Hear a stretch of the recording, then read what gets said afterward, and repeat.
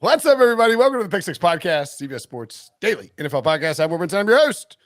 It's a Week 13 recap. We're starting to see a little separation in the NFL. Joining me to break down all the action from Sunday, including an absolute beatdown on Sunday night, Ryan Wilson and John Breech. What's up, boys? Hey, Breech. Brinson, Breech and I did HQ just now, the wrap-up show. I was watching and listening. Breech, what did you think about the fact that Joe Musso, one of the best hosts, CBS Sports HQ, had the absolute cojones to refer to me as Will Brinson with a straight face twice? Well, I thought you were going to walk off the set. That's fully what I expected. So that didn't happen. It was already a moral victory going forward. But bless Musso's heart. He thought for sure this was going to be the one day his Bears were going to beat the Packers. It didn't happen. And so was he trolling or did he just mess up? Someone wrote it on the prompter wrong. He couldn't see the monitor, so he just rolled with it. And I said, Breech, I guess I'm playing the role of Will Brinson. And that's hilarious. Musso threw his hands and the producer's like, Breech, talk, because me and Wilson, I didn't answer because he talked to Will Brinson.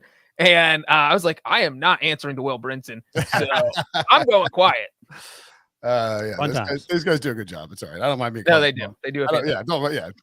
Look, Musso's he's still getting sea legs under him. He'll make a few mistakes. He'll get there. He's like Burgundy.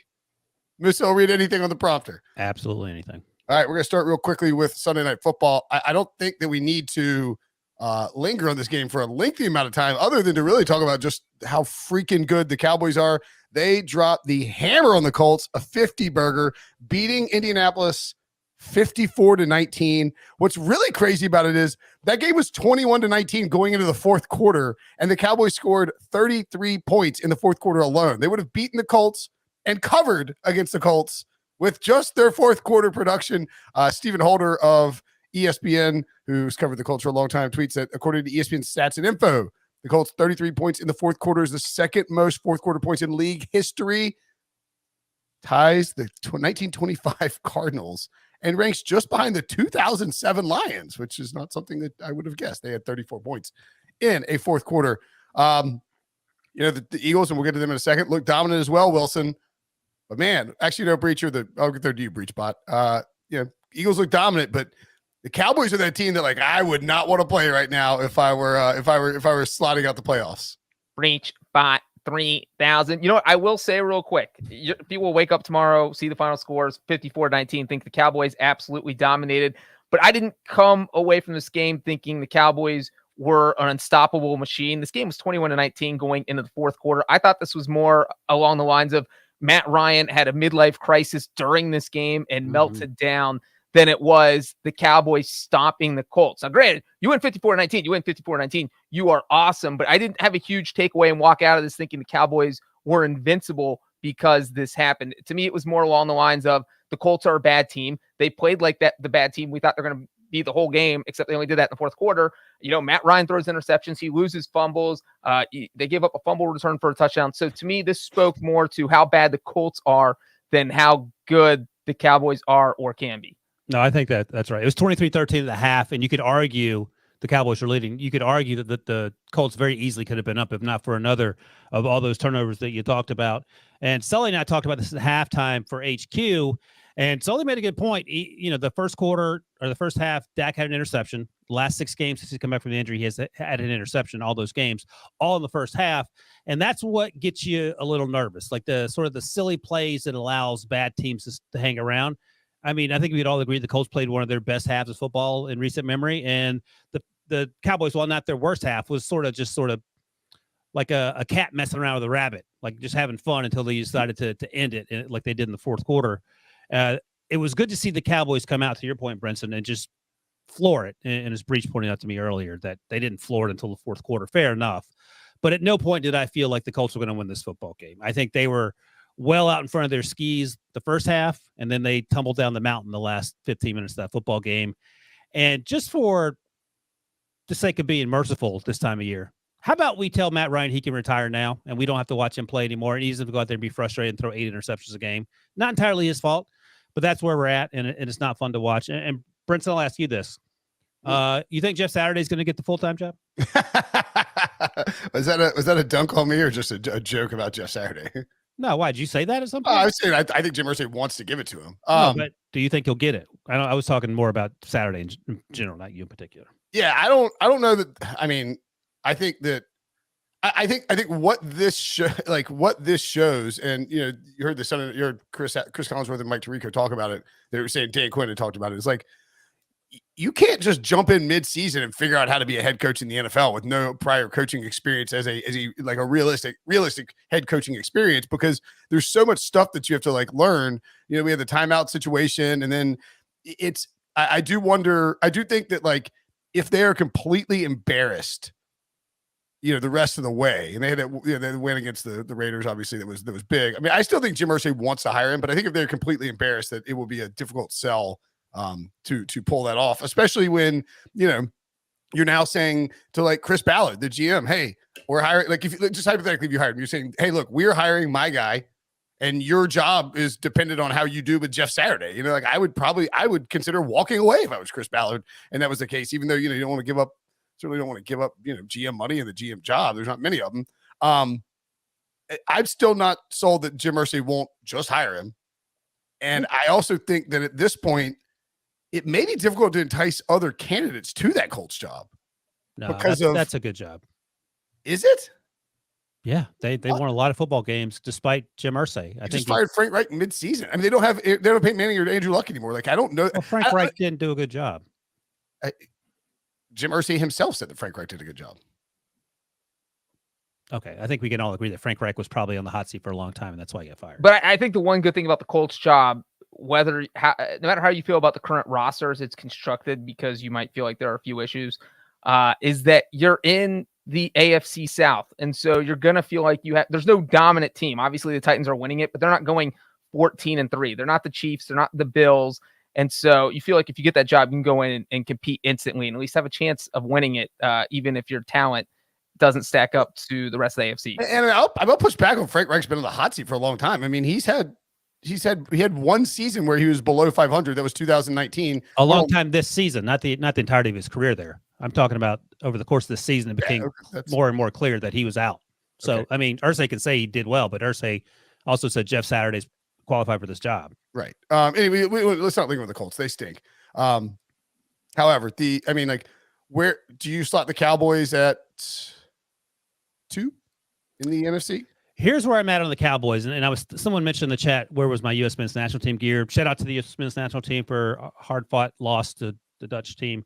But the reason I bring that up is because, Brinson, as you well know, I am no huge fan of the U.S. men's national team coach, Greg Berhalter. Sure. And he got them through the group stage. Yay for that. But I sort of equate him and Mike McCarthy, because here's where I come down on both those guys. Coaches you can sort of live with because you have great players around them. They elevate the coach to some degree. Do you trust Mike McCarthy and or Greg Berhalter when the game's on the line? And that's the question that I have. No. And that's why I get a little nervous when we want to put them up high. Now, look, the Minnesota Vikings, we'll talk about them in a little bit.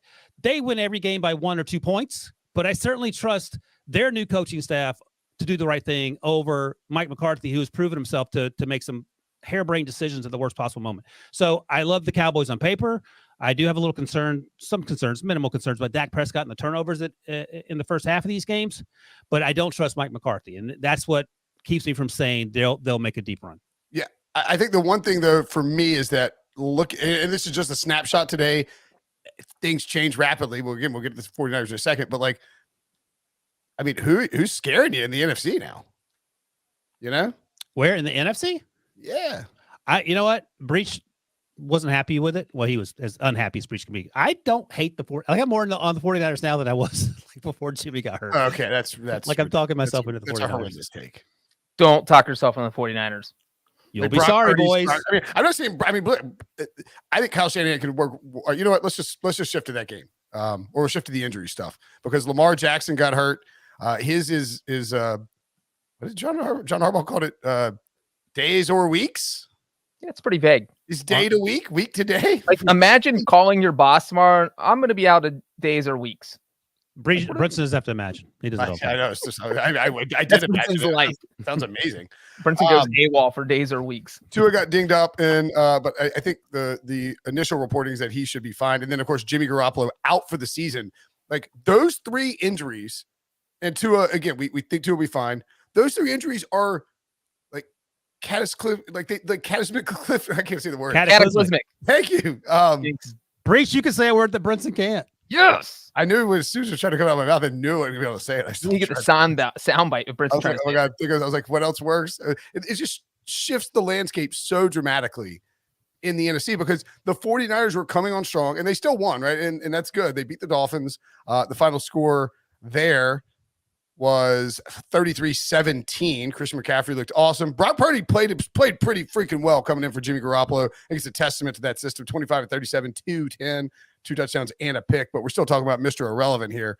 And you look at the numbers, Kyle Shanahan, the quarterback wins notwithstanding, like Jimmy Garoppolo does a really good job in that system.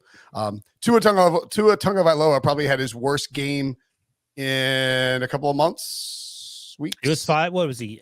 5-0, 8-0, whatever it was since he came back from the concussion as a starter, played the full game. So that was his first loss. He didn't finish the game either, did he? So technically, so he gets out to get a loophole. Dolphins fans are already tweeting about that. I think we can safely toss Tua out of the MVP race. Christian McCaffrey, just 3.9 yards per carry, but looked pretty good and very strong in the receiving game. 8 catches on 10 targets, 80 yards and a touchdown, including a game-sealing play from scrimmage.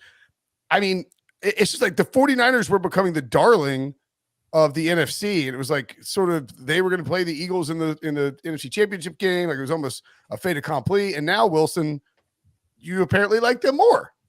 Yeah, this is the perfect time for me to promote my podcast with the first pick. You can check it out wherever you get your podcast, Breech, Spotify, iTunes, Google Podcast Machine, YouTube channels, the Pick Six Podcast. Subscribe. New show tomorrow with me and Rick Spielman, talking about the conference championship games. But I mentioned all that because as the junior draft analyst on the Pick Six Podcast, I went back and checked my notes on Brock Purdy coming out of Iowa State, and I had him graded. He was QB 12, so didn't have him graded high. Had him as a late day 3 guy, undrafted free agent. Ended up going Mr. Irrelevant, as Brinson mentioned, which is the very last player taken in that particular draft class. And I went back and looked at the notes, and the issue was last year. 2 years ago, he actually balled out. Like he actually played some really good football, and there was top 150 conversation that if he sort of parlayed that into last season's. It was like Heisman sleeper conversation in like first round. And then last year, the wheels just fell off. But I went back looking at the notes. Like part of the issue was he made some bad decisions. Decision-making was suspect. He would try to fit every ball into every tight window imaginable last season. That said, he made a lot of off-platform throws. He threw accurately on the move. He gave his receivers chances to catch the ball and run after the catch a lot of times. And what else did he do? And and he threw with anticipation. All things that seem to work in Kyle Shanahan's offense. Now, look, I'm not saying they're a better football team now than they were with Jimmy G.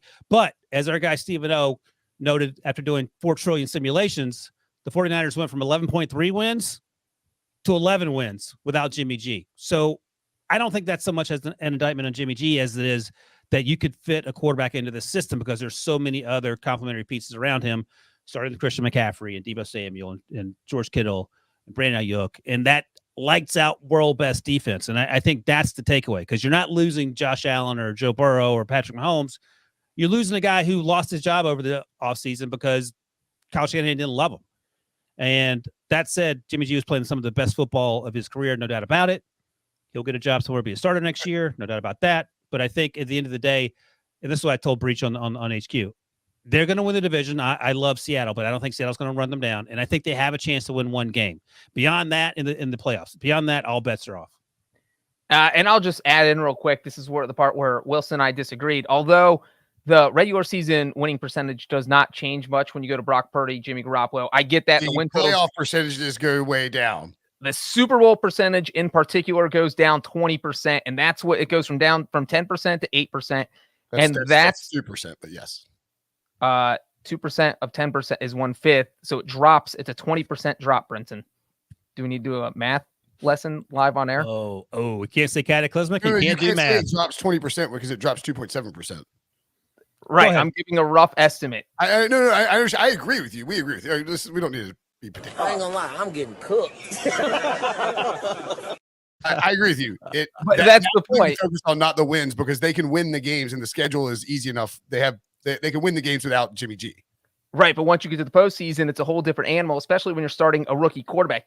For one, a rookie quarterback has never won the Super Bowl. So, and there's a reason for that. It's high pressure situations every single week. It's a lot to put a rookie into. And historically, they fail miserably once you get to the postseason. So, like Wilson said, I do agree they can probably still win the division, but I would be I was going to say shocked, maybe stunned. One of those two if they get to the Super Bowl, and I'd be surprised if they even get to the NFC title game. Yeah, I mean, I think, if you're picking teams that you expect to meet in the Super Bowl, you're picking somebody to come out of the NFC. I think you probably have San Francisco fourth, at most, with the Brock Purdy situation, right? I mean, you're asking a lot of a dude who is the last pick of the NFL draft to come in and work. And like it is always easier too to come in off the bench and to sort of, to like jump in and just sort of, you don't have time to prepare. You don't have time to think about it. Like you're sort of like, your brain takes over. You just kind of do what you're naturally used to doing and work in the playbook. I think having to get the pressure of the playoffs and all of that would be, it's just too much for him. I think. I mean, I would go Philly, Minnesota, Tampa, Dallas over San Francisco. No particular order, with Brock Purdy in there versus with Jimmy G in there. Personally, I would swap Tampa and San Francisco in no particular order. I'm just going to take Tom Brady. That's fine. I'm so far. Tom Brady versus Brock Purdy. Who's winning that wild card? Brock Purdy. And this is how, like, Wilson's like, hey, the 49ers got better today, and Brock Purdy's. By the way, I didn't say that. I was quite honest with what I said. It stinks that we don't get Jimmy G versus Tom Brady next week. By the way, that's lame.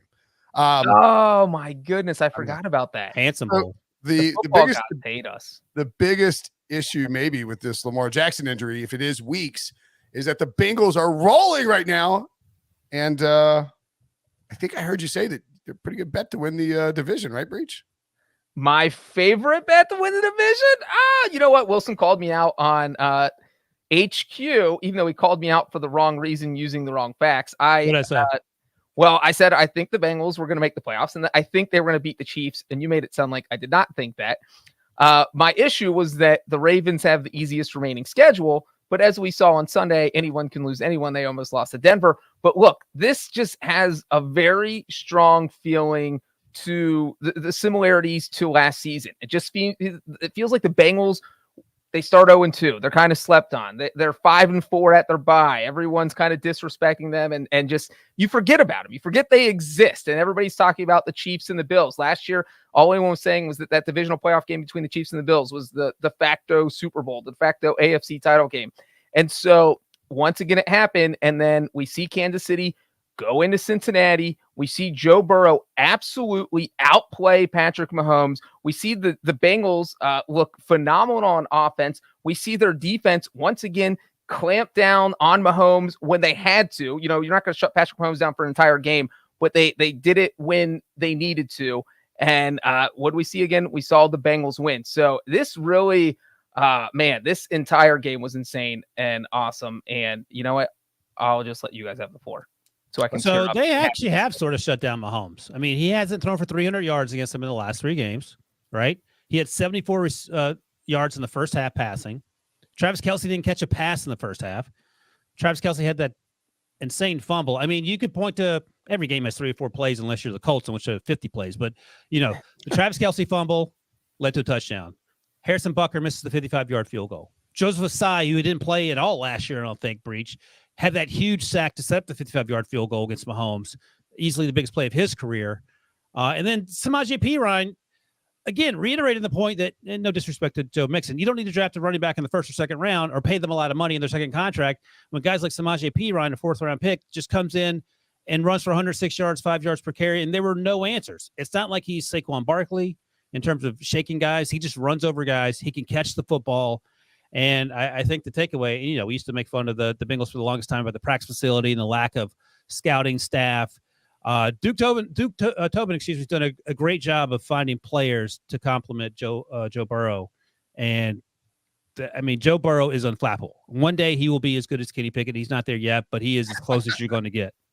Do you know how many rushing yards Samaje Perine? So he owns the record for most rushing yards ever in a single college football game. Do you know what the number is? 312. 289. What'd you say, Breech? 312. 427.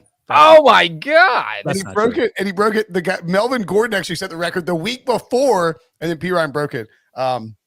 He was like I think people thought he was gonna be pretty good coming out of Oklahoma, and then it's just taken a while. Now he's a fantastic backup. The Bengals are, and the point of that is that the Bengals are like deep. Like the Bengals have a really good roster across the board, and Joe Burrow is just I don't agree with this take, and I don't think we should. It's all somebody tweeted. It was like, all right, every time the Chiefs lose, we don't have to do a whole. I would take so and so over Mahomes if I was starting a franchise, and I don't think you would take Mahomes over Joe Burrow if you were starting a franchise. I would still take Mahomes. I think you still take Josh Allen, but I think Joe Burrow is right there, and I've been saying that for 2 years. Like Joe Burrow is the coolest MFer on the planet when it comes to icing in big spots. Like he has no conscience. He has ice pouring through his veins. It's a shame, borderline shame that I don't want to say it's a shame because Cincinnati doesn't deserve him. I think you guys deserve something good, and I'm glad that you got Joe Burrow. And he's like. People are like, don't go play for Cincinnati. He's like, F that, man. Like, I'm just going to go wherever I go, I win. Like, I'm going to go win. And that's all. It's all he knows how to do. I think it's interesting, too, how the parallels to last year as well, in the sense that they started slow because of a Burrow injury. The offense didn't get going. And then you see just like, you got P. Ryan, you got Mixon in the run game. T. Higgins is we talked about this last week. Like, I'm going to be mad at myself forever for flipping on T. Higgins and not just like saying he's a stud. And obviously Jamar Chase had that crazy one-handed catch that like didn't count for anything. They have dudes like Tyler Boyd had a terrible drop, but they have dudes, and they're not scared of the Chiefs. They match up well with the Chiefs. And like, there's a decent chance if they can steal this division from Baltimore, which they can, they're now at do you know what the odds are? Have you looked at them? I have not. I would say Cincinnati's like plus 110. Very close, plus 120. Baltimore minus 140. Huge shift from, and I'm not a surprise with Lamar injury, but I mean, like, I think Cincinnati's a pretty decent bet, even at plus money. I know their schedule's tougher.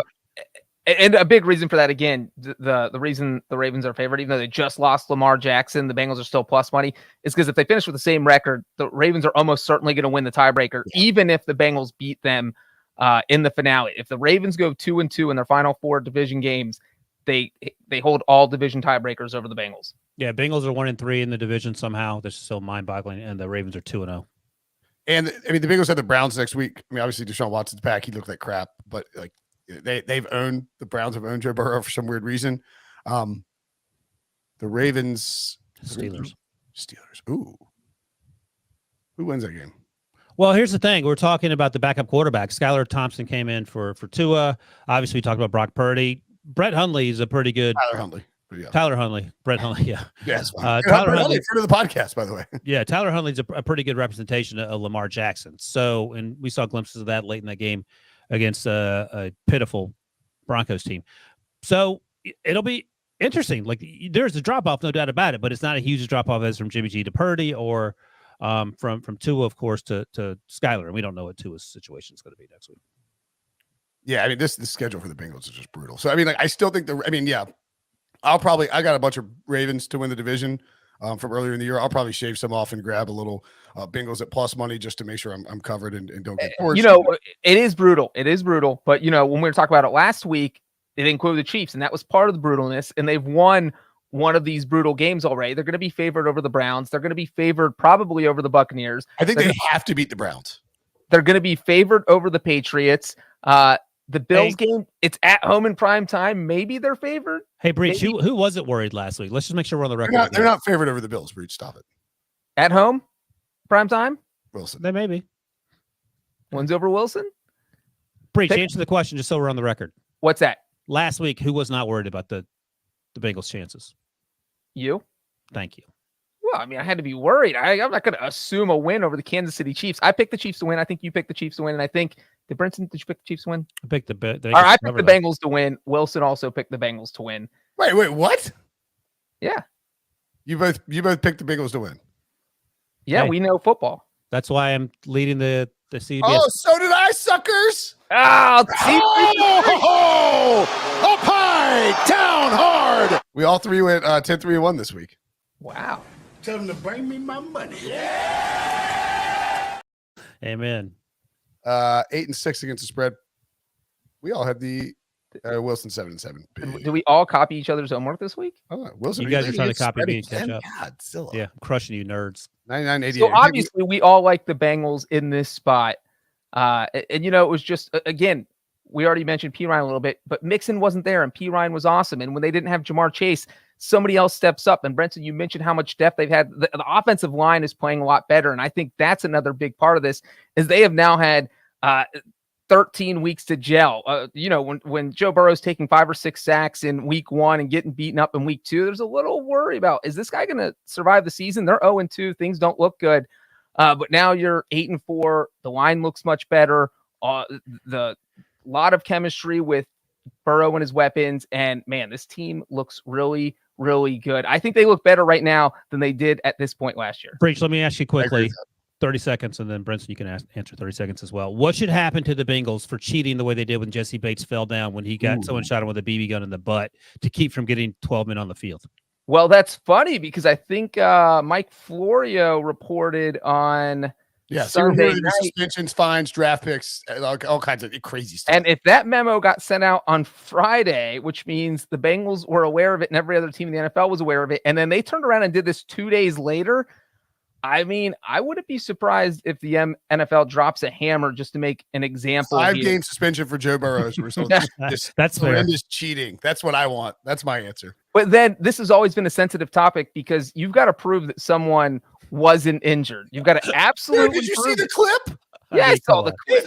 Jesse makes somebody points at him like and then he just drops on the ground and then walks off. He's like, you can prove he wasn't injured. Yeah. If he were a wrestler, he would have been fired for lack of acting. Yeah, there's no acting. Like at no point they're like Jesse Bates' questionable return with like a fake. But I mean, yes, it was that obvious that I would not. That's why I just said I think that the NFL might end up making it. They have to trade Joe Burrow for Kenny Pickett. That's the punishment. No, for Matt Canada, that's the punishment. We get both Kenny Pickett and Joe what Burrow. do you do? Are you going to suspend the player? Are you going to dock the team draft picks? Apparently, that's what this memo said. I think you fine them heavily and see how teams react to that. They have to practice outdoors for the rest of the season.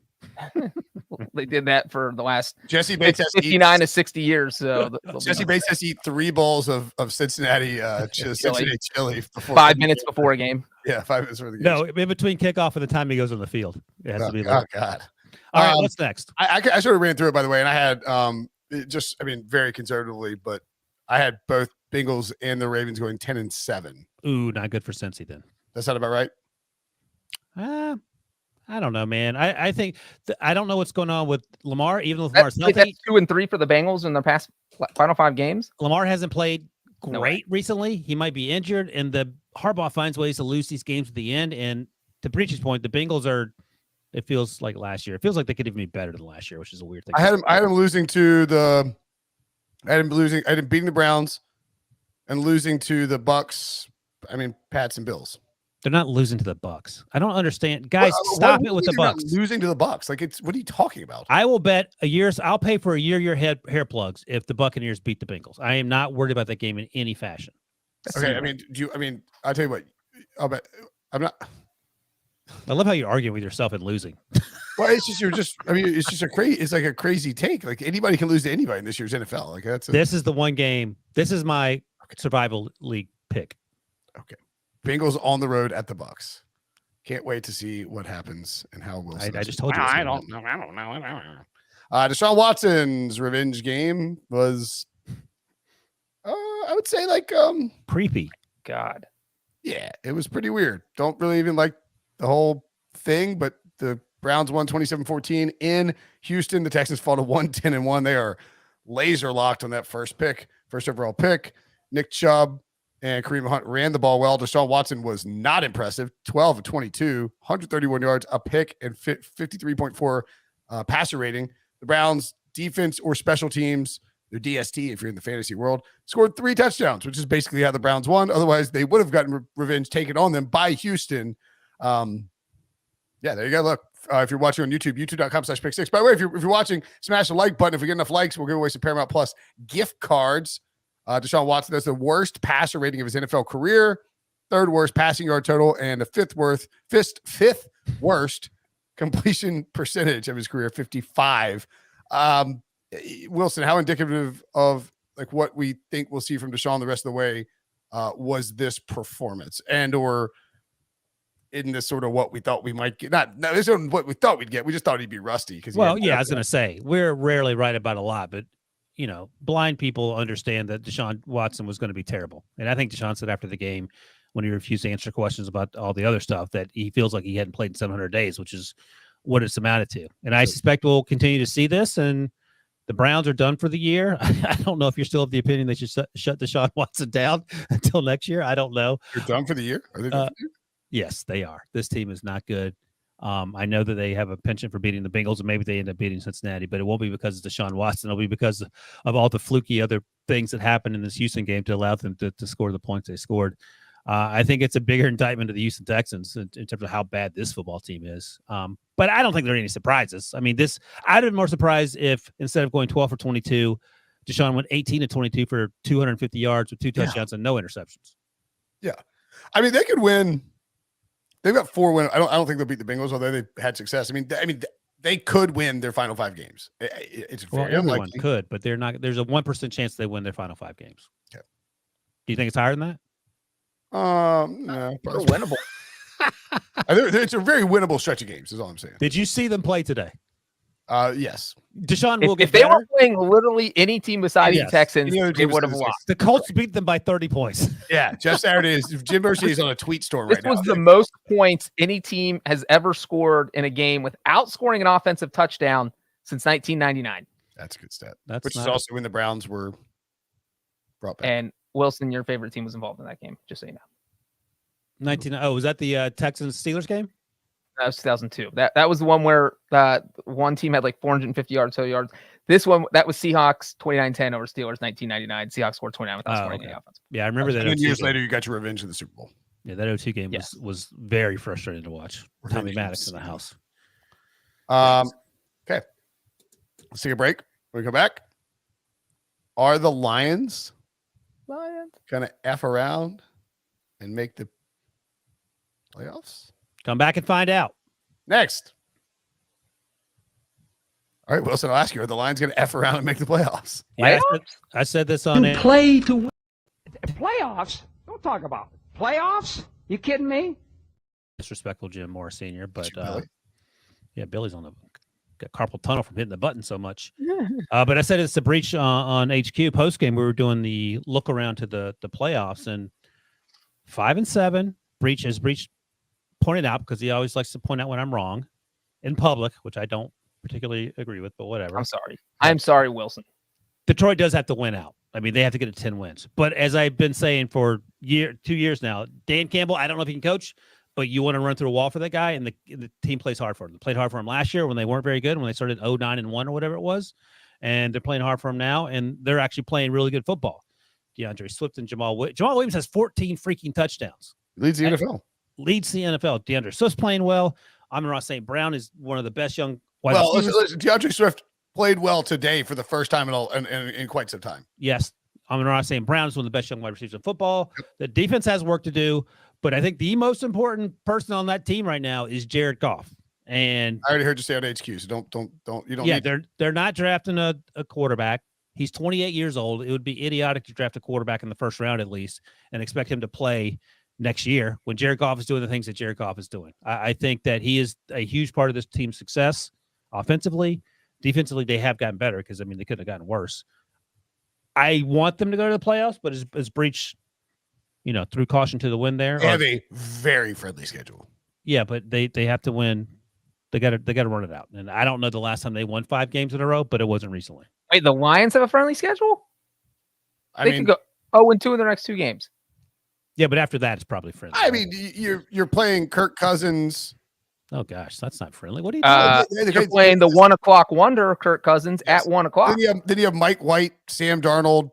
Justin Fields is making things tough, but like they could beat the Bears obviously at home, and then at the Packers, who not easy, but I would be surprised if Aaron Rodgers was playing Week 18.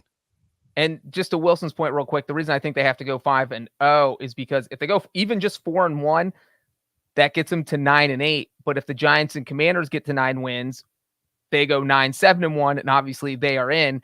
So the Commanders would just have to go 2-3 down the stretch. The Giants would have to go and one of Washington or the Giants is getting a W.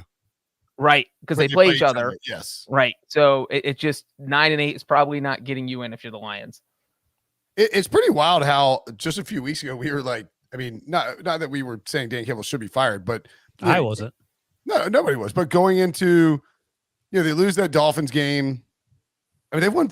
Well, this they lost to the Bills, but they've won what 4 of their last 5 games. They should have beaten the Bills. They had a chance to beat the Bills. Absolutely, and I mean, it's just like they were like, they were 1-6, right? Or whatever it was, and it's like, man, this sucks. Dan Campbell's gets his team to play hard. He's we don't know if he's a great coach, but like you say, Wilson, he's a great motivator. He's good for what the Lions need right now. He pours his heart and soul into every freaking game. And it felt like they just weren't winning in these close games. And now they pulled some of them off. This one wasn't close. They beat the Jaguars 40-14. Look, I don't think it's off the table. It's just a really unlikely chance that it actually happens. Yeah, but it's fun for that team. It's fun for those fans, and it'll be fun to watch if they can get going. 538 pegs them at 8% chance to make the playoffs. Really? The Raiders are 16. Huh. Browns and the Lions have the exact same percentage to make the playoffs, actually. Yeah. 8%. That should give you some idea why the Browns aren't going to the playoffs. Well, I mean, you got to run the table. I mean, yeah, that's just the bottom line. If you got to run the table, it's difficult to make the playoffs. But if they finish 9-8, then that is Dan Campbell. Should we bet Dan Campbell Coach of the Year? You can. We have odds on that available. They're up right now. Yeah, I'm not sure I'm ready to jump. I mean, Campbell's doing awesome. I'm not sure I'm ready to jump on the. I just think people, if they win 9 games, he's going to get rewarded by the media. People. I agree. Got some work to do. Okay. All right. Next up, by the way, stinky game for the Jaguars, but the overhead, so that's good. Notice I didn't talk about Trevor Lawrence. Okay. He got hurt. Came back. What's next? Okay. I don't know what is AJ Brown's real name. What is his full name? I should know that. Antonio Jameson Brown. Arthur Juan Brown Sr. That's close. Is a damn man. I mean, my God, he's an animal. Like I don't think he's the best wide receiver in football, but just in terms of someone who when he gets the ball in his hands, or he's just the most imposing physical presence out there. You can say whatever you want. You can say revenge games aren't real. They are. Who would say that? Brown had his. What's that? Who would say that? Revenge games are real. I mean, everyone knows that, Brinson. EK says it. RJ. They're not real. I mean, Wilson just said it. He literally said this was personal for me. I circled this game. This is a revenge game for the team trading him. Like, that's all. It's plain and simple, very obvious. And he went off against his old team, the Tennessee Titans. Philly won 35-10. Absolutely truck sticked him. AJ Brown, 10 targets, 8 catches, 119 yards, and 2 touchdowns. Would have had more if the Eagles hadn't just pulled back. Jalen Hurts, 29-39, 380 and 3 touchdowns. Did Philly get its mojo back here, Breech? You know what? I would say absolutely yes. So, look, I live in Nashville. I watch the Titans all the time. The Titans always come in well prepared. They are a hard team to blow out just because they play disciplined football. We saw them play the Kansas City Chiefs earlier this year with a backup quarterback. They took Kansas City to overtime. We saw them play the Bengals last week. That was a game they could have won. They only lose by 4. Then they go into Philadelphia and they get their clock clean. This game was never close. Philadelphia was 10 times better. I have never seen the Titans beaten like this. I mean, certainly not this season. They lost to the Bills 41-7 in week 2, but this beating was different. It was just, it had the feel of they didn't deserve to be on the field with the Eagles. I mean, that's the snowball game. They got the Titans got manhandled here, and that's really what it comes down to. Tannehill had more rushing yards than Derrick Henry against the Eagles team that struggled against the run, and the Titans didn't score in the second half. I mean, whoo. Well, the one thing I will say, though, is that I really feel like it was a statement game for Jalen Hurts, because a lot of times, look, people say, oh, well, what if we shut down Philadelphia's running game and make Jalen Hurts beat us? Well, we can see what Jalen Hurts can do, because he just threw for 380 yards and 3 touchdowns. And so he's proven against a well-coached defense that he can throw when he needs to. Granted, the Titans don't have the best secondary, but I do think this was a statement win for Philly, and it really says, look, if people are debating whether we're the best team in the NFC and maybe the best team in the NFL, yes, we are. This is our argument. Yeah, it feels sort of like the Bills, who had that little valley a few weeks ago, and the Eagles finally lost that football game to the Heineke's, and then they bounced back. And we had some big statement games this week in week 13. Yep. They struggled against the Colts, and you're like, oh, okay, which team is going to show up? And then the last few weeks, they've been sort of putting it back together, and this is the direction you want to be going. And I think, we talked about it last year, beginning of the year, where Nick Sirianni seemed to learn his lesson when he realized that you can't throw Jalen Hurts 85 times a game. And they sort of got away from that again, that they tried to lean on the pass a little bit. And, now that they're balanced, this game notwithstanding, you feel good in the direction in which they're going. So, yeah, I think what Breech said is spot on. And, whether you believe in revenge games or not, there's no disputing that A.J. Brown just took over that game, and there were 0 answers.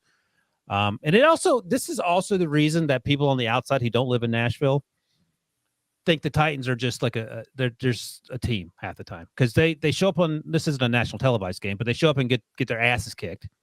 You talk about the Bills game earlier, and then people that don't pay attention to Nashville week in and week out are like, okay, they're just an okay team. But when you watch a little closer, they play a lot of really good football, but it seems like the timing is just not great, going back to the sort of the playoff loss last year to the Bengals with how terrible Tannehill played. Titans are still going to clinch the division like next week. I'm not disagreeing with any of that. I'm just saying the perception of the Titans, people don't consider the Titans world beaters because of games like this sort of stick in your memory. I think it's like, if you're talking about what kind of breakfast you want to have, the Eagles are like a delicious, like bacon, egg, and cheese sandwich on like some exotic bread with like some sort of aioli, and then the Titans are like a bowl of vanilla yogurt. They're like just healthy toast. Like, they're not, vanilla yogurt's too exciting for them. I mean, you'd be like, oh, don't get me wrong, like Derrick Henry's obviously an incredible player, but it's just like, well, I mean, he got hurt last year and they showed up in the playoffs and he was ineffective, and that's just sort of, he didn't do anything today. Not entirely his fault, but you want your players to show up when it matters. And I'm just saying, I don't want anybody to think we're accusing Derrick Henry of being plain toast. That's all. Okay. Billy, you want to hop on and give us your? I need a refill. You want to hop on and tell us your? Give us your 30-second rundown of our Philadelphia Eagles. Yeah, there it is. I don't know if it's our, but yeah, I'll say a little something. I mean, can we just come to the agreement that Jalen Hurts is the MVP? He's finally a top Patrick Mahomes. He's now plus 170. He's plus 170 now at William Hill. Right, he's the favorite now. He's the favorite now. Mahomes is still a favorite. Is he the favorite? That's not what I saw last, but neither here or there. I mean, at this point, Jalen Hurts really just gave you whatever you wanted these last few weeks. If you wanted him to run the ball and be a quote-unquote running back and quote Ryan Wilson, the best running back he's seen, then he's done that. He was able to do that for you last week against the Green Bay Packers. But then if you want to say, hey, I need you to throw from the pocket, I need you to carve up a defense like Peyton Manning would, like a Tom Brady would. He was able to do that as well. He actually has I think he has the highest QBR rating in the pocket out of any quarterback this season so far. So it's just like he's really been able to give you the best of both worlds. And there's just nothing you can say, and there's no holes that you can poke in his game right now because he's playing at a high level. And you could talk about Patrick Mahomes and how well he's playing and the amount of numbers that he's putting up. But at the end of the day, Jalen Hurts is winning those games that Patrick Mahomes is losing. Patrick Mahomes lost to the Colts. People forget about it, but he did. He lost to the Colts. So it's like, the games are about numbers, but it's also about that main number on your record, which is wins and losses. And Jalen Hurts is winning that battle this year. Breech, are you voting for Jalen Hurts as your MVP? I think right this second, I would probably vote him MVP. But, you don't vote on MVP till the end of the regular season. Maybe Joe Burrow goes 5-0 down the stretch, and I vote for Joe Burrow. So, but right now, I do think I'm on the Billy train right now. If I had to vote today, really great stuff. Jalen Hurts. Brinson now is in agreement with me about Jalen Hurts. Now that what Patrick Mahomes is out of the question, and I don't think Mahomes is out. I mean, No, so- Patrick Mahomes obviously is still in the question, but like, Josh Allen is now out of the question. He's not an MVP candidate anymore. No, Tua's out. You better slow down. You better Yeah. slow down. No. Here's And Brinson walked on I and won't. blindly said good stuff, Billy, when you didn't even know. Billy said you smelled like a bird bath. No, I was being sarcastic because I hadn't listened to anything Billy said. Here are the odds at Caesars right now. Patrick Mahomes minus 110. He was minus 150, I think, so he came back. Okay. Hurts was 5-1 up to the plus 170. Burrow all the way up to 10-1 now. I think Burrow's a really interesting bet right there at 10-1. You'd like to have better odds, but I don't hate that. Josh Allen 11-1. Tua Tagovailoa 12-1. Would anyone like to guess who the next person is and what their odds are? Read the names again. There. So Mahomes, Allen, Tua. Those top three? Mahomes, Hurts, Burrow, Allen, Tua. The next person is pretty far down. Oh, you mean the odds wise, not the list wise. Justin Jefferson. That is the correct team. Kirk Cousins. Kirk Cousins at 80-1 is next. Tied with Lamar I Jackson. knew take it. My That's God, crazy. that's insane. I take JJ over Kirk Cousins. Justin Jefferson, actually the next name after Lamar Jackson, though, which is kind of interesting. And then Geno Smith and Tyreek Hill and Tom Brady at 100-1. So, I mean, do we believe that the MVP race has narrowed down Sam Bruce Smith to that list of 5 people? Well, And I think you could take Tua off personally after Yeah. that San Francisco game. Well, Sam Bruce Smith in the comments makes a joke I was going to make. Brock Purdy's 15-1, so keep a name on. Keep an eye on Brock Purdy. I added Brock Purdy on here. No, I wouldn't take 2 off. They have some tough games. They have to play at New England, at Buffalo in 2 weeks, and then 4 weeks. If he balls out there, he'll be right back in the car. He had one bad game, so I mean, But I don't think it was one bad game though, Wilson. You think if he had gone in and beaten the 49ers today, Brinson would be talking differently about Tua. Or he would be. but he didn't. That's the point. Yeah, I think. Right. I mean, We've got 5 games left. he hasn't. Oh boy, I don't want to do this. I'm going to do it anyway. He has he beaten a good defense? I guess he beat the Bills. Beat the Steelers. Relax. I was Billy's just, all happy now. Just wait until they lose. I was just saying, like leading up to the San Francisco game, where Tua, it felt not like I don't see Tua got exposed, just that like, and again, like Kyle Shanahan knows what Mike McDaniel's going to do. There's some of that there too, but like he beat the Steelers, the Lions, the Bears, the Browns, and the Texans. Okay, what's that? What does that mean? And There's he lost to the best defense on planet Earth. Yeah, I'm saying And there's they not- had a chance to get it close before. Okay, I'm not trying to crap on Tua, but I do think in the MVP conversation that it will be difficult to overcome Right now, but I'm saying if he balls out over the next 4 weeks, if 3 straight road games. that's my point. That's what he's going to have to do. Yeah. Like he's not playing the Texans 3 times. I think they have to win the division. Oh, sorry, they have two more road games. They just play San Francisco. Let's look at that. No, that's Breech's rule. So you're right. They do have to win the division. Yeah. So I think that's probably their biggest hurdle to overcome, because if I think Hurts, I mean, you can't bet Hurts at plus 170, obviously, but like I think there's a really good case for Jalen Hurts to win the award if the Eagles keep rolling. The Chiefs, people. There is always like a sort of there's recency bias that comes into these things. Oh, by the way, Pete Prisco told me, I didn't know this until like Friday. They do 5-person ballot now. Did you know that? No, I didn't know how they did it at all. It used to be you should get 1 vote. Now you do get 5 votes. I'm ashamed for not knowing that. Like I'm embarrassed because that matters when you're picking out these awards. But like Pete Prisco could put Josh Allen 1, Mahomes 2, Tua 3, and Hurts 4. I'm not saying he should do that, but if he did that, it would dramatically. Yeah, of course, there's an article on CBSSports.com. Thanks, Breech. Did you see the byline? I'm sure it's yours. But like, And also, Jonathan Jones broke that story in September. Okay, I just missed it. Yeah, I'm just helping everybody. I'm giving everybody a shout out. No, I missed it. I completely missed it. Why did they change it? Why did they announce it in September? They didn't. Jones broke it, and then they announced it in November. So they just announced it like recently, right? Yeah, they literally just announced it in the past 10 days. It wasn't something they said in the off season, which is when you should say it if people are betting on awards markets, because But our colleague told us in September. Okay, that's what. Well, you didn't know either, Wilson. It happened. It happened during. I don't bet awards markets, Breech. But you Right, talk but to about Brinson, football, but Phil, it is odd that they didn't announce this prior to the season and that they decided in November when they finalized the decision that this was going to happen. It changes the complexity of the voting. It changes everything about the voting. Like now, instead, it was before, like you got X number of votes. That's why Russell Wilson's, oh, that's a shame. He still is not going to get his MVP vote. Like, because that's why he never got one, because you only got one person to fill in. Now, I think with the 50 people you have voting for stuff, if you're going to have some much more dramatically different outcomes of these awards, because like Jalen Hurts is going to get, like, you know, he's not going to get, like, he's going to get like he could get a bunch of second place guys, and you have a bunch of people who put him first. It could flip the vote where he jumps Mahomes, whereas before, you know what I'm saying? Like before, it would have just been Mahomes. And I think that's actually how the NBA does it, and has done it for years. Is they get like top 5 for MVP voting. Yeah, they do Heisman's it that smart. way, and the NBA has never had a tie atop the voting, unlike the NFL, which has had 2 ties, because that's what happens when you only have 50 people voting and they can only vote for one person. But the NBA MVP has been given to some bad people before, like some incorrectly undeserving.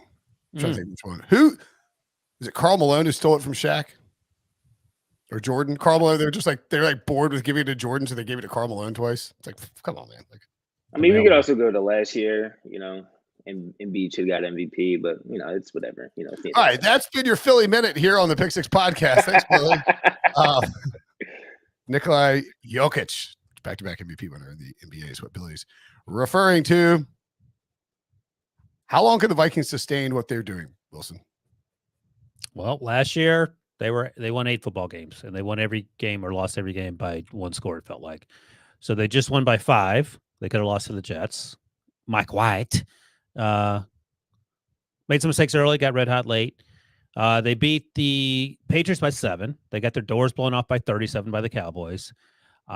They won by 3 against the Bills. So I'm just going back chronologically. Beat Washington by 3. Beat the terrible Cardinals team by 8. And that's up to their bye week. So the answer is it's not sustainable. And yes, they're 10-2. But if you know, the old mess around with fire long enough, you get burned situation feels like it's going to happen. And it's going to happen next week, Breech, when they go to Detroit and face my Detroit Lions. Maybe not. We'll see. And, you know, they're winning the division and they're going to the playoffs. But I think it's a situation where, you know, we were talking about Brock Purdy winning the playoff game would be something close to a miracle, but nothing more than that in all likelihood. Breech, you think this football team, the way they're playing, can win 2 playoff games? No. No, I don't think so. No, and here's the reason why. Is that they're likely actually no. I think they can win a playoff game. I'm just not sure about 2. Right. I think it will actually, you know what? Yeah, I think it will depend on what happens with the 49ers in their playoff game, because you know you obviously reseed after the number 1 seed gets the lowest round, right? Or the lowest seed, remaining The worst seed. remaining seed. Yeah. So like if Minnesota, let's say you know, we'll hold this for the NFL NFC playoff picture talk. No, but my overall point is that given the way they're playing, based on the question you asked me, they're not winning 2 playoff games. The probability of they're winning 2 playoff games feels like it's about 20%. I think that there's a pretty good chance. Well, I don't know. It just depends. If they have to face one of the NFC East teams, Philly or Dallas, in the second round of the playoffs, I do not think they will win 2. If they can somehow finagle their way into getting, you know, Seattle or Giants or Washington or Detroit in the second round, then yes, they could win 2. I would argue if they had the first overall seed and had a week off, they would not win 2 playoff games. They're not as good a football team as the Titans were last year. And the Titans ran into the buzzsaw that was Cincinnati Bengals, perhaps unluckily, to make up a word. But again, my point is that when you win every game by 1 score or less, the chances that you win 2 football games is not flipping the coin twice. Right. I'm just saying, like, there's a very good chance, because the Eagles are 11-1 and the Cowboys are 9-3. There's a very, very good chance that the second place team in the NFC East ends up being the 5th seed in the playoffs, which if would play if chalk holds would play the 1 seed, but if there's a single upset in the wild card round, the NFC side would play, you know, then you would, if you're Minnesota, you would end up getting that 5th seed. Let's say something quickly. Senior Football in the comments says Vikings had that type of year last year, Ryan, in terms of like this is a regression back to winning close games. Justin Jefferson is him this year. As long as Jefferson is healthy, the Vikings have a chance. Absolutely. But this is the anomaly. Last year, like when you're playing mediocre football, you win half your games. They win 8-9. When you one-score games, you should be around 500. Right. That's what I'm saying. Yeah, like 9-0 is not sustainable. This is right. This is the moving away from the regression to the mean. So it's not regression. You don't regress to winning. You regress to being mediocre. So yeah, I mean, I understand what you're saying, and I do agree. Justin Jefferson is one of the best players in football, but this is just not sustainable. That's the only thing I'm saying. No, I agree, and it sucks because we're not saying the Vikings aren't good. I think the Vikings are good. They clearly have the talent on offense and defense at all different levels to succeed. They are 10-2. They're winning. What do you say to this though? Brian J., who's a fervent fan and a Vikings follower, says y'all are focusing on the numbers instead of the on the field play. What does that mean to you? I just say you can't win that many one-score games in perpetuity. It's right, and that's not the Vikings can't win. It's NFL teams can't win it because the game is played with an inflated piece of pigskin that's oblong and bounces in funny ways, and football takes bizarre twists and turns. It's just eventually you're going to lose some one-score games, even if you didn't deserve to lose them. It's just going to happen. I do think you look at the Vikings, and I mean they have some good wins this year. Oh, a lot of good wins. One, yeah, and the Bills. The Jets win, good win. The Patriots win. Kirk Cousins in primetime was awesome. The Buffalo was one of the most exciting games of the season. Yeah, I mean, I just and look, it's in an NFL season with a ton of parity and a bunch of mediocre teams. The Vikings have found ways to get through and squeak out these wins. I do think you develop a certain sort of vibe about a team when you're winning these games too, where you're like, all right, maybe this is just our season. I wouldn't put it. I think they could easily be in the NFC Championship game. I just would, if I were setting if I set the over under at 1.5 playoff games that they win, I think most people are probably taking the under. Maybe Vikings fans take the over. I'm not sure. I mean, when we talk about them advancing, you just look at their schedule and you see they've played 2 good NFC teams and they got smoked both times. And that's what I'm afraid of with the Vikings. In hindsight, I mean, obviously hindsight is really easy. I wish that I had been in on the Vikings division futures. Like the idea that there's no receivers in Green Bay, and you look at the schedule for Minnesota, and you buy into the idea that Kevin O'Connell is a really good head coach, and we'll maximize the offensive output from this team in a way that Mike Zimmer didn't. I think they're a really good team. And by the way, just to be clear, as someone who lives in Central New York, I watched every single play of the Jets game today, which included the Vikings, and the Bills game, which also included the Vikings when they played. So, you can say that we're not watching the games if you want. That's fine. At the end of the day, this is a team that's not beating their opponents by a lot. And you can be mad about it, and that's fine. Be angry. That's fine. Be angry, and I hope it wills your team to victory. But don't take it out on us because your team's playing average football. Now, I love Justin Jefferson. I love Pat P. I love Dalvin Cook. I love Kevin O'Connell. I kind of love Kirk Cousins. Kirby at 1 p.m. is great. Kirby at 8 p.m. not so great. So, I mean, look. Well, the other thing, too, is like the Jets have a great defense. We know that. But, like, if you look at these stats, Mike White threw for 370 yards. Garrett Wilson, who's a rookie, had 8 catches, and he's an awesome rookie, had 8 catches for 160 yards. And my boy, Bam Knight, 15 carries for 90 yards. Like, if an undrafted free agent rookie is there it is. I was waiting for that. NC State, go ahead. I said Bam was going to have a good game this week, and he did. He also caught 5 passes for 28 yards. Should have scored a touchdown, but they did. And the Jets could have won that game and should have covered that game easily. They were terrible in the red zone. Good job by the Vikings down by the goal line. But I'm saying if an undrafted rookie's coming in and running for 6 yards a carry against your defense, and he had one long run, but it's a concern. It's a little concerning.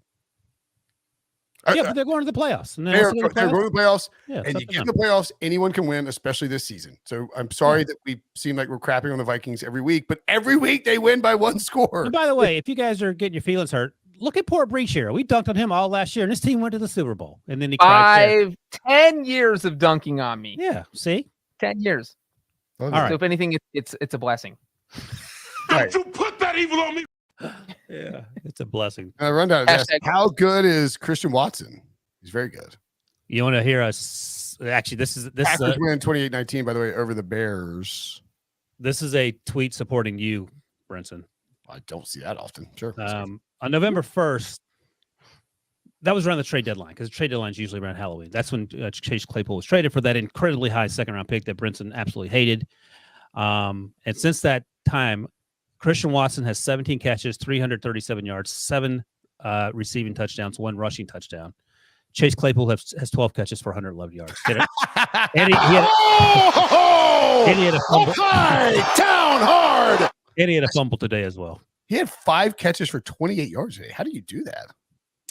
If you've watched any Chase Claypool, it would be not that uncommon. But the thing with Christian Watson is, and I just looked this up too, since I had my notes from last year open with the draft talking about Brock Purdy. Christian Watson was my wide receiver 6 behind Garrett Wilson, Drake London, Jamison Williams, who I think was supposed to play today. I don't know if he came out there or not. He's been activated. He'll play next week, I think. Oh, okay. Traylon Burks and Chris Olave, and then Christian Watson was 6. Obviously, he had a very slow start to the season, but he's an FCS guy. Didn't play 2 years ago because of COVID. Played in a run-heavy offense with Trey Lance. So there was going to be a learning curve, and people were down on him. He dropped that very first throw of the game, the 75-yard touchdown throw of the season, and that sort of set the tone. And then he's progressively gotten red hot. He's a track kid from Tampa, so he can run, and we've seen that.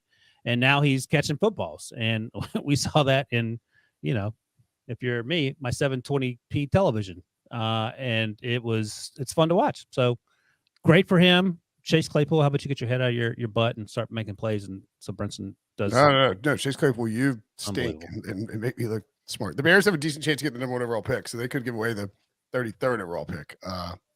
Would not be a good look.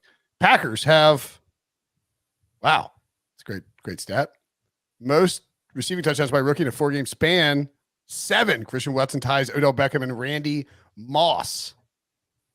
The Packers have, so right, the Rams, the Dolphins on the road, the Vikings at home, and the Lions at home. They're not getting to the playoffs even if they run the table, right? Right? I feel like this is the conversation. You have your bye week coming up. Aaron Rodgers got to beat the Bears, the team he owns, and now you sit down and you say, look, Aaron, if we're going to play Jordan Love, now's the time to do it. We can kind of integrate him into start taking first-team reps this week. We don't play in week 14. You can go and do whatever you want and just be pals with him and don't say anything crazy out in public. Hard disagree. I think, and I know I said you should sit him. I think with 4 games left and a bye coming up to sort of get healthy at 5-8, like Rodgers has made too many of these runs in the past to not at least give it a shot, particularly when you look at the NFC and you're like, all right, we're not in great shape, but you love old people. It's weird because you don't like me very much. So Packers and Tampa Bay in the NFC Championship game. Who you taking? I would take Tampa Bay. Jesus. Pick me. 5-8, bro. What do you tell? You tell Aaron Rodgers, if you're Matt LaFleur, you say, all right, 1 more loss, whenever it is, you're out. Like, we're going to Jordan. Because at 9 losses, they're not going to the playoffs. 9 losses is over, yeah. Well, I think that's a simple conversation then. Well, for one person it is. The other person maybe not so much. As your percentage change that Aaron Rodgers will return, Wilson. Next year? Yeah. Oh, it's less than 10%. Well, you had 5. I've been running 5.5 by people. They think it's insane. Is that what I said last year? Last week? Last week, yeah. Oh, I'll stick with 5.5. Okay. Raiders. Shout out Josh McDaniels. Raiders won again, 27-20. Josh Jacobs has been insane this year. And Devontae Adams, a monster game. 8 catches, 177 yards, and 2 touchdowns. Josh Jacobs, 26 carries, 144 yards, and a score. The Raiders win 27-20 over the Chargers. Oh, wow. Would be the second duo in NFL history with 1,600 rush yards and 1,600 receiving yards They're on pace for it, joining Emmitt Smith and Michael Irvin in 1995. That Cowboys team probably not 5-7 through 4 weeks, but the Raiders, have now won 3 straight games and have significantly eased the pressure on Josh McDaniels. It's almost like that. As soon as Mark Davis is like, look, we're just, I'm not paying for this guy to get fired. I'm not firing this guy at this point. Bad loss for the Chargers in the sense that they are still trying to make a playoff run. Wilson, Justin Herbert had an incredible touchdown to Keenan Allen. I think Brandon Staley would be like minus 250 to get fired versus Josh McDaniels, excuse me. Well, yeah, Josh McDaniels ain't getting fired. We know that. So, that's what I'm saying. Yeah. That's just a strange plot twist from several weeks ago. Yeah, I mean, once Haircut made it known that Mark Davis said they weren't going to fire him, and just sort of went with that. But yeah, in terms of what this means for the Chargers, it's not great. That's one thing that it means, and it just feels like that we talk about it every other week. It feels like the Chargers find ways to charge it up and lose football games. Luckily, a few weeks ago when they played the Falcons, the Falcons out-charged them, and we talked about that at the time. But Eckler had a fumble in that game. He had an untimely fumble in this game. Dicker, the kicker, missed his first kick as a member of the Chargers. That didn't help, and just feel like things started to pile on. And then they couldn't stop Derek Carr and or Josh Jacobs. And I think Josh Jacobs had a turnover early in that game, and the Chargers recovered it.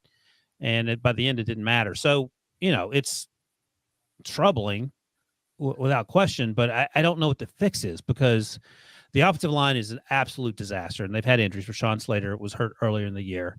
The right tackle position has been a huge void for 2 years now, and Justin Herbert, was running for his life for much of this game.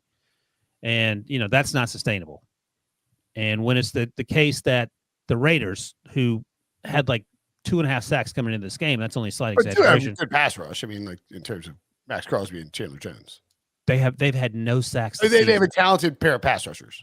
Chandler Jones did nothing all season. He had half a sack. Just quit talking, and that way you don't talk yourself down another cul-de-sac where you're having to moonwalk your way out of it. No, their pass rush sucks. Max Crosby has been good. I think Chandler Jones had a half a sack coming into this game, unless he had some magical number. He had 3 today. I mean, what that to me tells you all you need to know about the Chargers' offensive line not being great, when you can't slow down this group that can't generate a pass rush, can't generate turnovers. And, I think when Derek Carr was crying a few weeks ago after whatever game it was they lost, I think he was right in that the team believes in Josh McDaniels, and it was more a player issue than a coach issue. Whereas in Denver, for example, I think it may be the other way around, except for the player being Russ Wilson, but Nathaniel Hackett, of course. And I think they're finally buying into what Josh McDaniels is selling. It's finally working, whatever. It appears to be clicking. And this team looks like the team that I thought was going to be a playoff team back in August. Breech, the Raiders make the playoffs. Well, I was going to say the flip side, because you're talking about Josh McDaniels isn't on the hot seat anymore and how good the Raiders look. But to me, this is the game that squarely puts Brandon Staley on the hot seat. If he wasn't worried about his job before, I would at least be a little concerned now if I'm him. The Raiders literally tried to spot the Chargers, give them this game in the first quarter. Ryan, you mentioned the Josh Jacobs fumble. That was in the first quarter. Derek Carr threw a pick 6 in the first quarter. The Raiders punted twice in the first quarter. They touched the ball 4 times in the first quarter, and bad things happened all 4 times. They were down 10-0 before they looked any functional at all in this game. And so if you're Brandon Staley and you're purported to be a defensive coach and a guy who specializes in defense, you cannot let the other team's 2 biggest offensive stars just kind of terrorize you. And that's what Josh Jacobs and Devontae Adams did, as you guys mentioned. So, the Chargers have a lot of talent. Their offensive line is obviously the huge issue, but, you got to find a way to win. You can't go up 10-0 and blow that lead, especially against a Raiders team that is now just 1 game behind you in the AFC West. I think the Raiders are a better team than the Chargers. And to answer the question of whether or not they can make the playoffs, I think they can get to... What do you think the percentage chance is at 538? 11. 16. They got to win out, though, right? According to the Breech model? Well, I mean, it's possible if the Chiefs are resting starters in Week 18. Yeah. That's so what they're going to have. So they're going to have John Walford, McCorkle Jones, or Bailey Zappi. 10 days to prepare for the Patriots. Yeah. Josh McDaniels reunion in New England. He knows how Belichick prepares. Is going to be Kenny Pickett on Christmas Eve. Raiders. Brock Purdy. And then maybe Matt Moore. Sweet Jesus. Chad Henne. Who's Chad Henne's older. First of all, Pickett and Purdy going to go 2-0. So you can put that in the Chad Henne. Yes, thank you.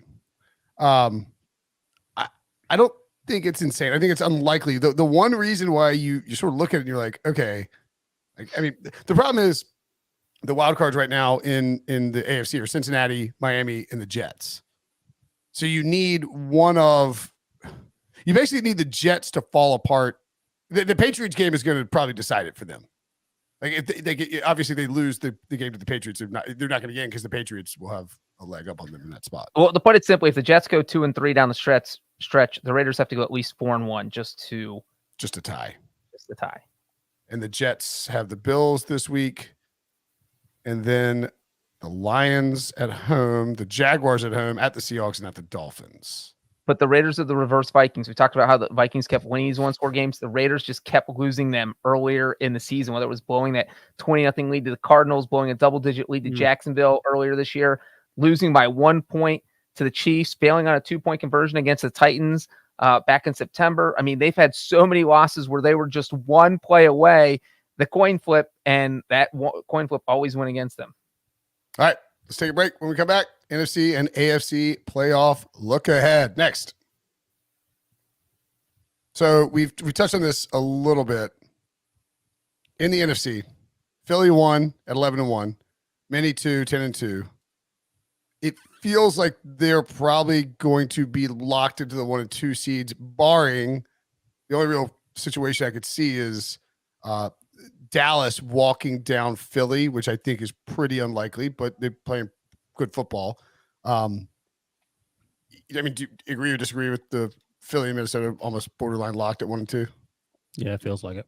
Yes. San Francisco has to hold off Seattle. I think Seattle is very much live to win that division right now. One game back with Brock Purdy. You can say what you look.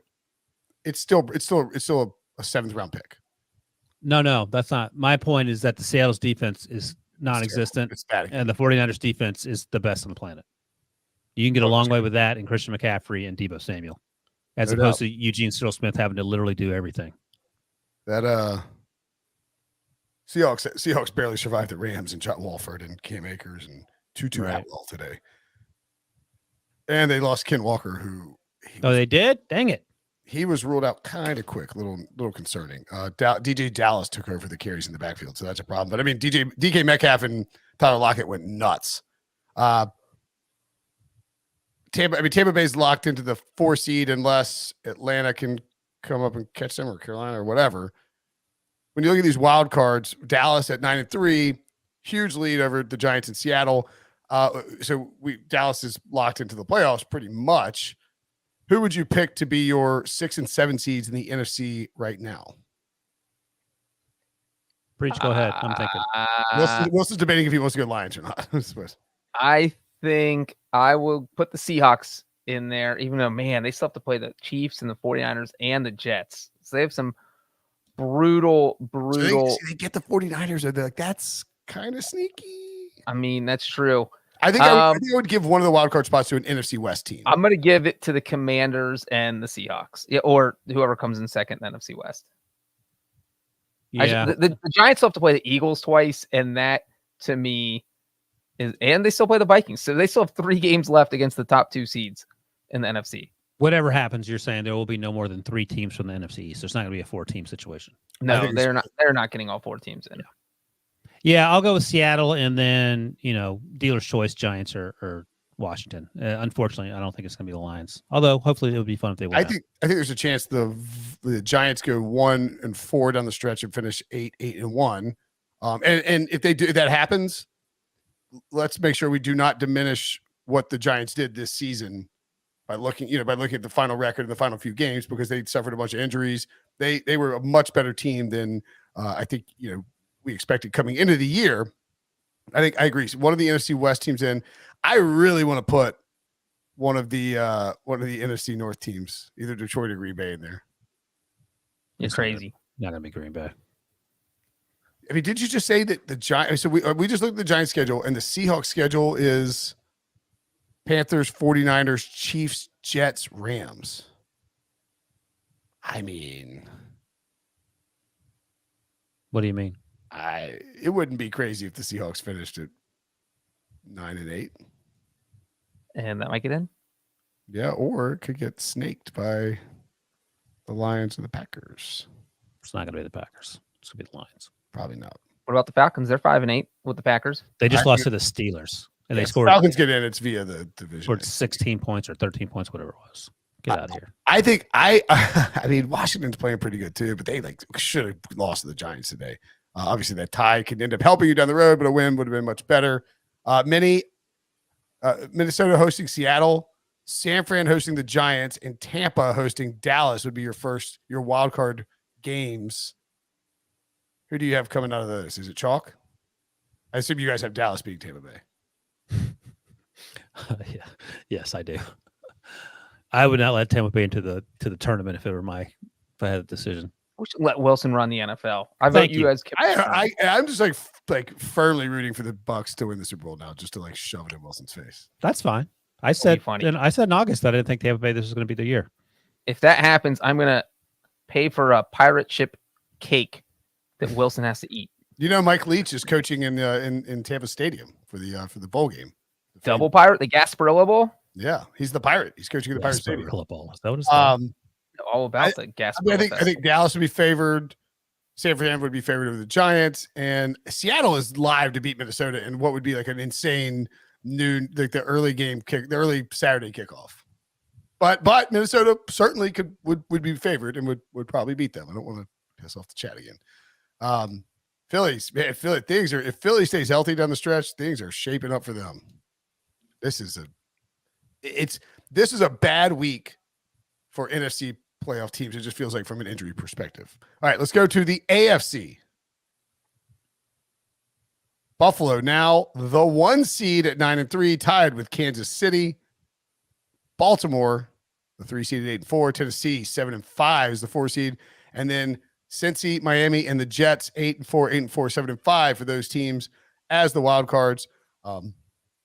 Buffalo is not locked in the division, but looks pretty good. They're a game up on Miami.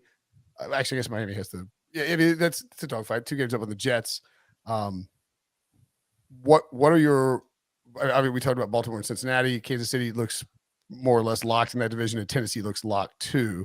What do y'all think about the wild cards here? Because it feels like a lot closer to some chaos could happen in the AFC maybe than the NFC.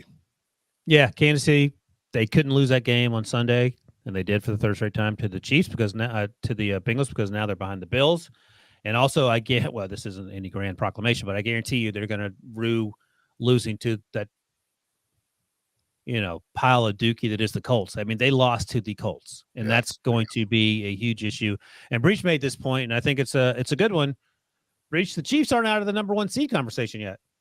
No, the Chiefs aren't. And real quick, you mentioned that the Chiefs. The Broncos left twice. I thought the Bengals was the team from Sunday that could not afford to lose. That felt to me like the Chiefs had some margin for error because right now they're just tied for the top spot. Yes, they're number 2 because of the tiebreaker, but you're still right there. If the Bengals lose that game, they're a game back in the AFC North. They are tied with the Jets for the final wild card spot. So you're a step closer to not being in. But by winning it, you put yourself in the conversation for possibly getting the number 1 seed, and you now have a comfortable 2-game lead over the 8 seed so that you're in. I felt like this was more of a must-win game for the Bengals just because it feels like the Chiefs were getting in the playoffs no matter what happens in Cincinnati, but the Bengals weren't necessarily, and their schedule's tough, and the Chiefs have the easiest remaining schedule. They're not going to lose a bunch of games down the stretch. They only play one more team that has a winning record.